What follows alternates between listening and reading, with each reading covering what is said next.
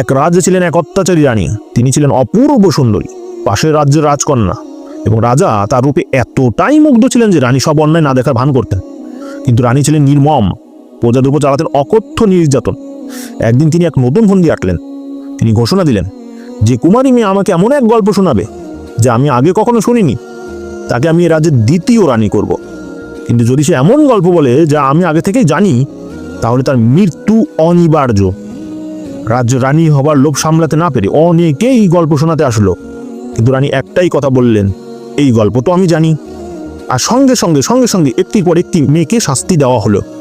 হঠাৎ এক অতি সুন্দরী যুবতী এসে রানীকে দৃঢ়কণ্ঠে বলল, আমি আপনাকে এমন এক সত্য ঘটনা বলবো যা আপনি আগে কখনোই শোনেননি। রানী এসে বললেন, শোনাও দেখি। যুবতী বলল, আপনার পূর্বপুরুষেরা এক রাজ্য লুটপাট ও বিশ্বাসঘাতকতা করে দখল করেছিল।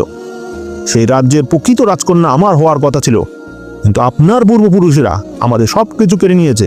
তাই আপনি আজ রাজকন্যা আর আমি হয়ে গেছে এক মালির মেয়ে। রানীর মুখ ফ্যাকাশে হয়ে গেল।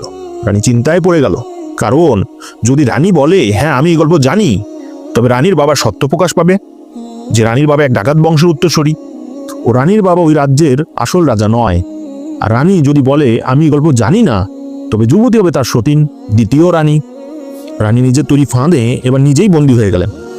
এই গল্পের শিক্ষা হচ্ছে যে ইচ্ছা থাকলে উপস্থিত বুদ্ধি দিয়ে কঠিন জিনিসকেও জয় করা সম্ভব।